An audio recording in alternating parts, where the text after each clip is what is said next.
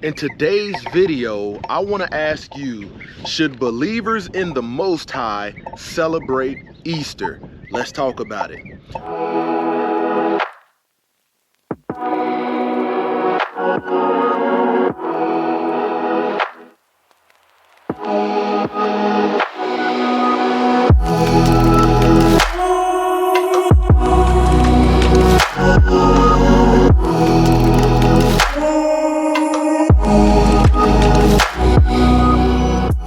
All praise to the Most High. Shabbat Shalom.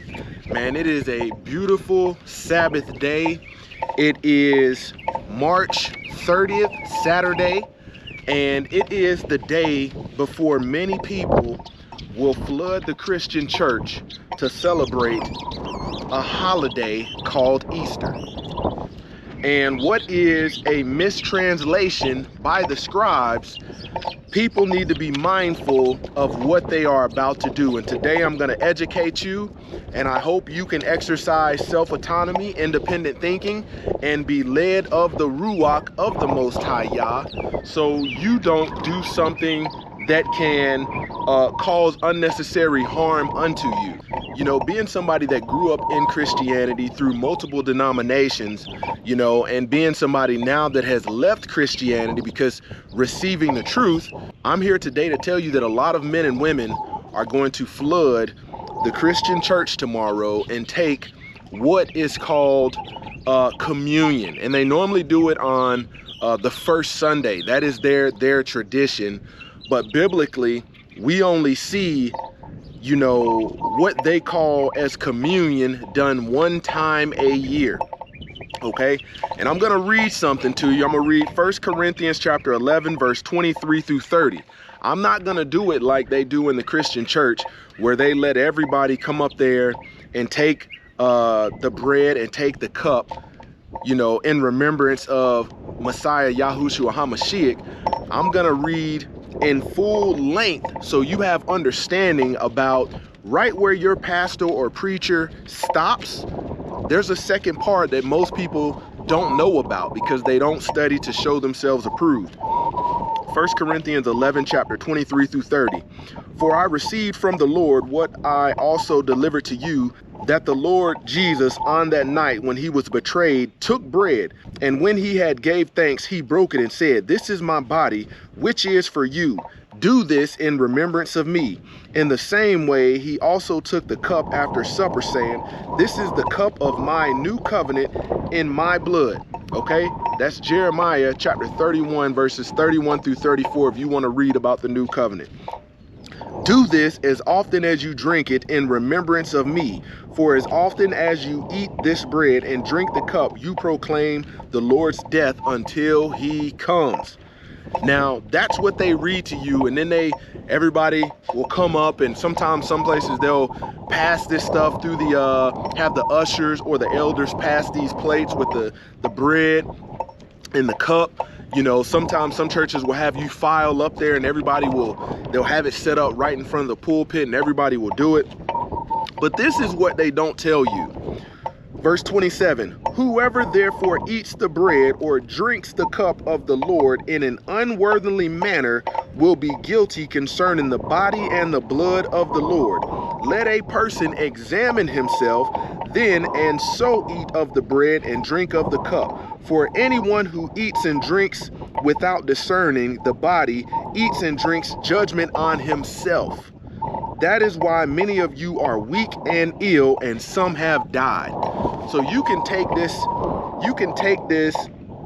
what is called in Christianity communion, you know, with Messiah unworthily, and you can become sick, you know, weak, ill, and even lose your life, because what you're doing is entering into a contract. That's why in the previous part of this passage, it mentioned the new covenant. You are embarking and taking part in that new covenant, and there is a requirement that has to be met. So think about what you're doing when you take this and don't meet the parameters of the contract. This is why you are doggone weak, ill, and have died. I want you to think about just how much of a tradition it is for people to flood the church, not having understanding. They're not walking upright. don't know what salvation is, don't know what righteousness is, but yet it's a money maker, because they know if we can get people to flood the church, we're gonna make a lot of money based upon what we have deceived people into thinking is tithes and offering. Forget what the word says. Let them eat the bread, let them enter this contract without giving them full understanding of what they're doing. And that's what I'm giving you today. There's only one time in the Bible that Easter is mentioned, and when I said it is a mistranslation, I'll give you the evidence behind that. Acts chapter 12 verse 4, and when he had apprehended him, he put him in prison and delivered him to 4 quaternions of soldiers to keep him, intending after Easter to bring him forth to the people. That's the only time you're gonna find it. Okay, Easter, go back and do your homework on this. Easter, the etymology of the word. See, these people will use a Western dictionary to try to define what, you know, we should be using etymology. So Easter, etymology, G3957, Greek word of Aramaic origin. Aramaic dialect that Yahushua HaMashiach, the Messiah, spoke. That is a Semitic language, okay? Of origin, Hebrew word 6353, Pesach. So when we look deeper behind Easter, everywhere else in the whole of the Bible, you're gonna read Passover. And then you're gonna read about unleavened bread. That's the time where we remove the leaven from our house for 7 days, and we eat unleavened bread. We remove the physical leaven, but it also requires us to remove the spiritual leaven out of our life to cleanse ourselves. We should be seeking deliverance, but they're not telling you this in the Christian church. And you take this sacrifice, you take this bread, this cup unworthily, and a lot of people are gonna fall ill, sick, and possibly die if they don't have understanding. And it's, the word says, study to show thyself approved, rightly dividing the word, you know, so you're not ashamed. Okay, let's go down to Jeremiah chapter 8 verse 8. How do we say we are wise, and the law of the Lord is with us? Lo, certainly in vain made he it. The pen of the scribes is in vain. That's the translators, the scribes, the ones that was transcribing, the ones that translated it. Once they got it from, you know, the Hebraic, Semitic, you know, Israelites, the Greeks got it and they started translating. And it's mildly convenient that they would only translate it to Easter one time in the Bible, and that is in Acts chapter 12 verse 4.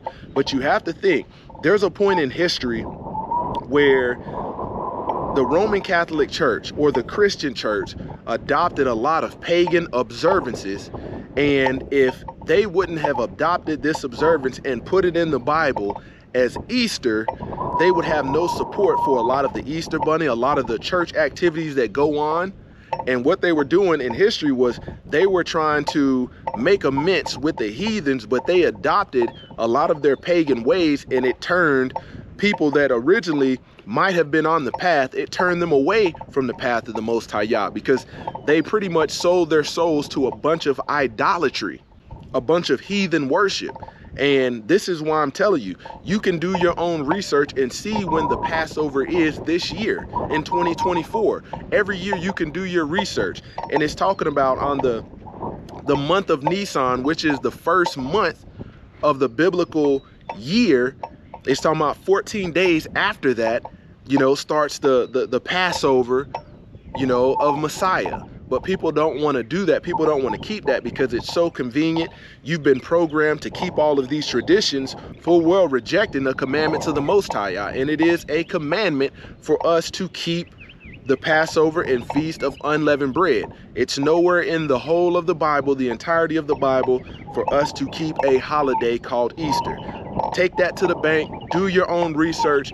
If you got somebody sitting up telling you that it's righteous and all of this, man, have them contact me, because if they're willing to put what they call truth on the line, I'll do it in front of millions to let you know that believers should not be keeping Easter. It is a pagan holiday. The Most High, you know, told us in the word to keep the Passover and Feast of Unleavened Bread. Messiah kept, or who they call Jesus the Christ, who I'm referencing in his older name, Yahushua HaMashiach, did not keep Easter. He didn't keep Sunday. It was his custom to keep the Sabbath. He kept the doggone Passover, and they ate unleavened bread. He was perfect, so therefore he needed to remove no leaven out of his life, but we are instructed to remove the leaven out of our life so we're not puffed up. So if you got any questions or concerns about that, let me know.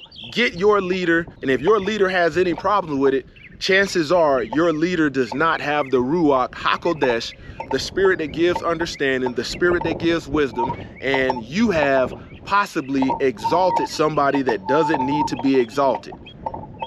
And you've put them in a high place, and you take their word over what the word of the Most High Yah says. Closer to Yah Ministries, kicking that thing gun barrel straight. Wow.